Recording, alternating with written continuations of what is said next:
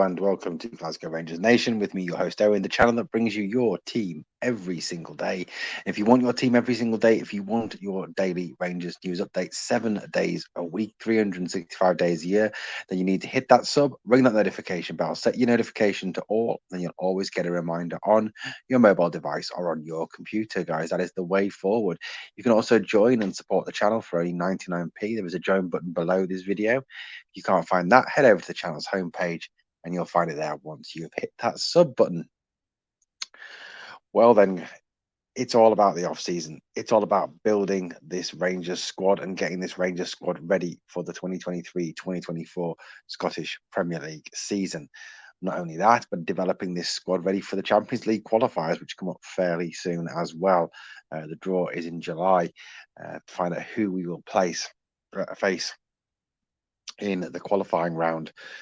Likelihood, obviously, is we will avoid those bigger clubs at this stage and face someone like Sturm Graz or a Genk or a TSC from Serbia, someone of that ilk.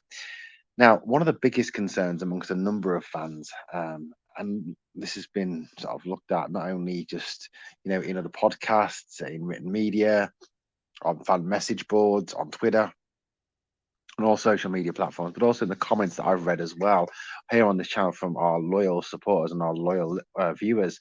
And I obviously love to read your comments, and as you know, I always try and get back to you on those comments. If you take time to write a comment, I feel that it's important that I write back to you, which a lot of channels don't do, which always surprises me. So, strikers are a big concern.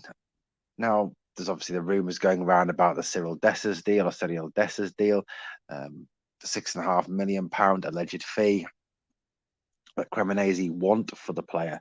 Now, how true that is, I don't know. It could be just paper talk. It could be just all pie in the sky, but it could be right. We don't know. We're not privy to those discussions. And look, I haven't gotten in with the club. That's something I do hope to get eventually, to get press access and be able to talk to the manager and talk to the players and talk to the board.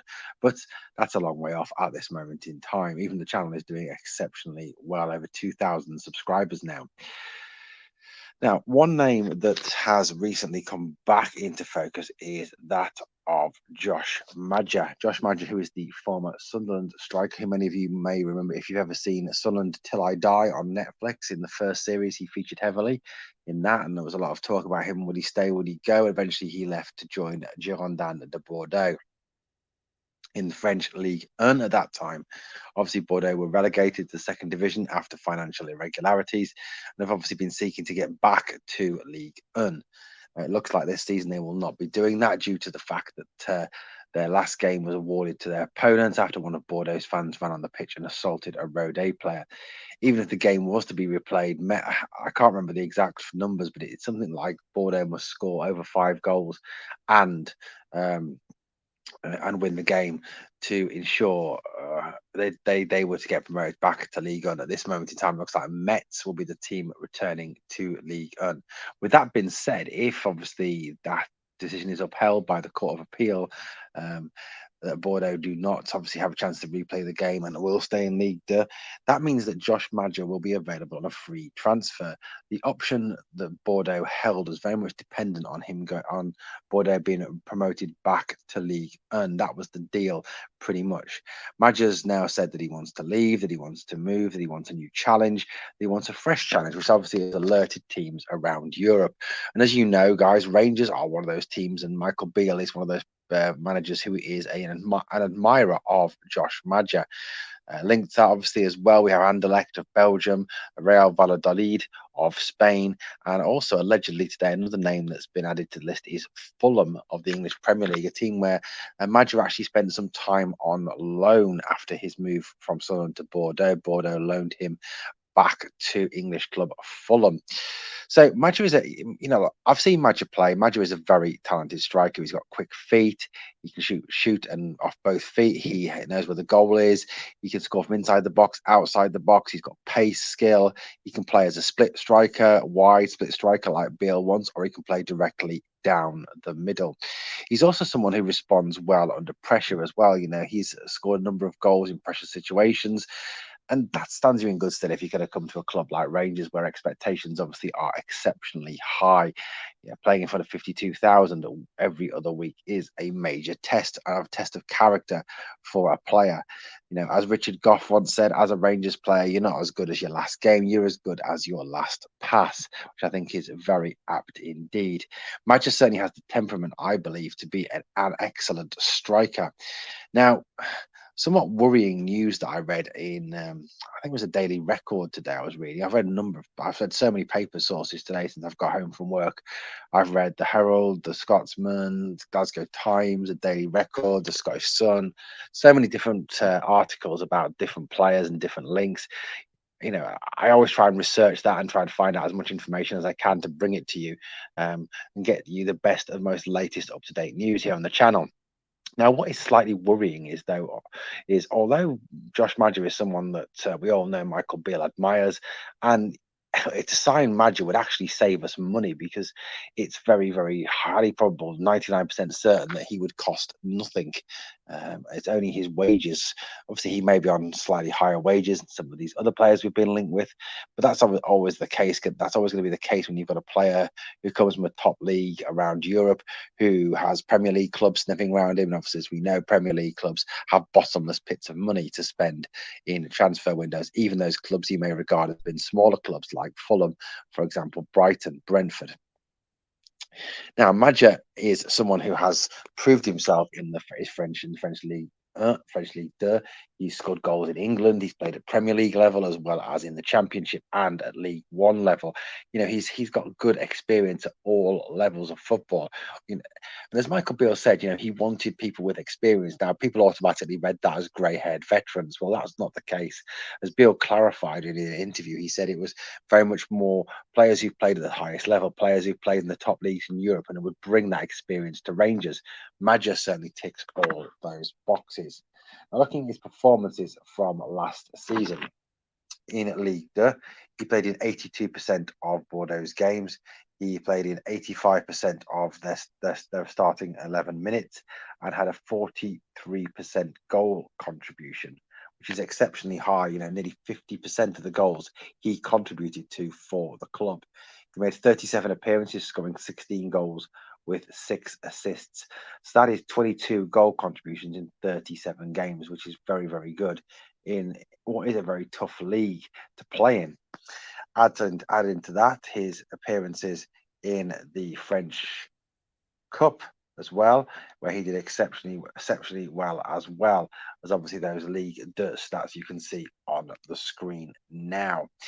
So Maja is certainly the sort of player that you would want in your team. He is a quality player, a good striker, a good finisher, and I think he's someone, if he was to be brought to Glasgow, could really easily add 20 to 25 goals a season. He is that good of a player.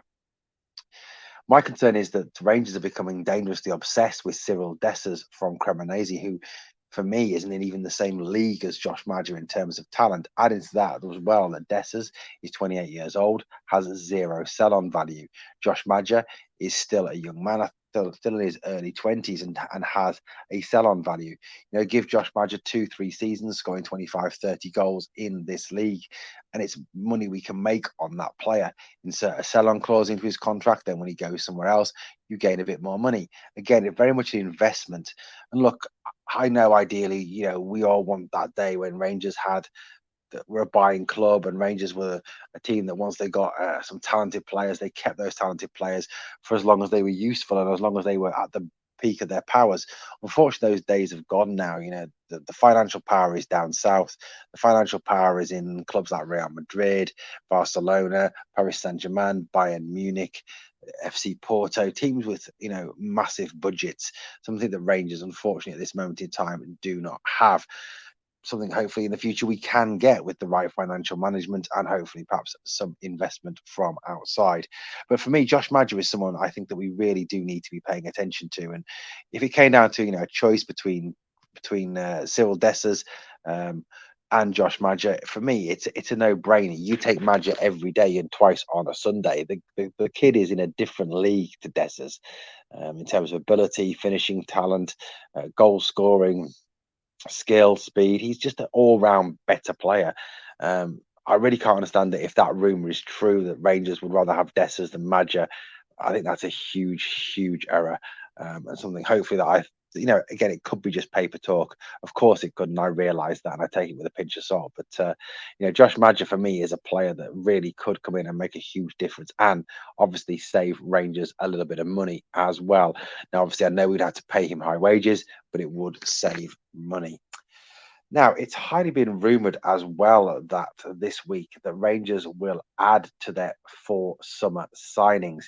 Now, as we know, Kieran Dowell has arrived, Dujon Sterling has arrived, Jack Butland has arrived, and most recently, Sam Lammers has arrived. Four brand new signings. But at this moment, nobody else has been signed and else has left the club. And that is believed to be something that will change next week. Four Lads had a dream. The blog with the fantastic Stevie, made a comment on their Twitter that they highly expect two signings minimum to be made next week. That there will be two new arrivals, signings number 5 and 6 through the door. Now, who are those two players? Well, it's rumored in a number of media outlets today, and also on websites as well, that those two signings will be Jose Cifuentes and Jonathan Panzo. It's believed that Panzo, who can play centre back, who can play left back, is a left-sided centre back and could well be a replacement for Ben Davis. And I'll get back to Panzo in a minute and deal with a couple of things about him shortly. Jose Cifuentes, who is the player that Rangers have been tracking for a long part of this summer, very exciting, very talented midfielder, could well be the definite next signing through the door. Now, I shared you with the stats the other day with him of what he has managed to achieve in his time in LFC this season alone. Add to that the fact that that um, he played in two games within 24 hours, Jose Cifuentes. He played for Ecuador, then flew back to join LAFC and was on the bench against Seattle and helped LAFC to a victory over Seattle as well to put them back top of the Western Conference. He is a very, very talented player and someone who I believe can make a huge difference to this Rangers midfield, provide some real drive, bit of extra flair, bit of extra talent, bit of extra quality through balls. And we're looking for a midfield that's going to be creative, that's going to maximise that creativity to really create opportunities for our strikers, whoever they may be. You add into that the ability and talent of Nicholas Raskin, as well as the ability and talent of Todd Canwell, the likely starters, who are all fantastic at creating chances, fantastic at moving the ball around, and Cifuentes would really add to that ability. Now, Panzo is an interesting prospect, someone who Michael Beale knows well from his days at Chelsea. Panzo, apparently, when he was a youth player, worked with Beale and developed a very strong relationship with Beale, something that Beale has obviously used to persuade Panzo to look like.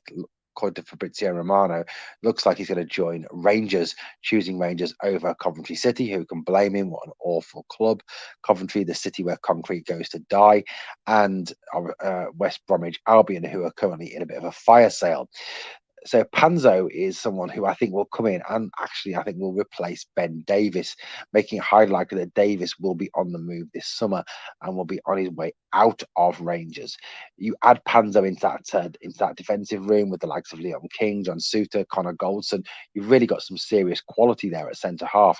Add to that the fact that Panzo can also play left back as well and can play as a left side central defence in a three. So he's clearly someone who will bring a good reading of the game, enthusiastic play, good tackler, someone who I think is of a high quality. And I think Michael Beale can really mould and turn him into a very high quality defender. We look at Panzo's stats from this past season when he was on loan at Coventry City. Poor kid. He made 29 appearances, scored one goal, had one assist, which, for defenders, not bad at all. Played in 52% of the starting 11s, 54% of the minutes, and had a 3% goal contribution and only 7 yellow cards in those 29 appearances.